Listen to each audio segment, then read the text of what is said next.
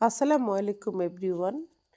এটা হচ্ছে আমার আজকে সকালের ব্রেকফাস্টের মেনুতে আছে রুটি, ডিম ভাজি আর একটা লাউয়ের ডেজার্ট।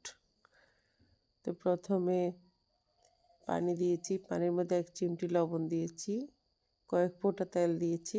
তারপরে আমি আটাটা দিয়ে ডোটা করে 3টা রুটি বানিয়ে নিয়েছি।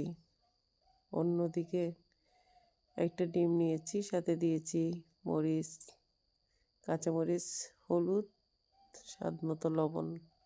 ফ্রাই প্যানে ডিমটা ফ্রাই করে নিয়েছি।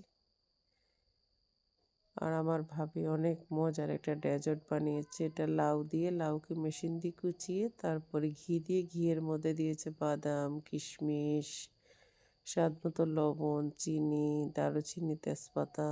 তারপর লাউটা দিয়ে একদম ভালোভাবে ফ্রাইড করে নিয়েছে, সাথে নারিকেলও দিয়েছে, পরে দুধ দিয়ে দিয়েছে।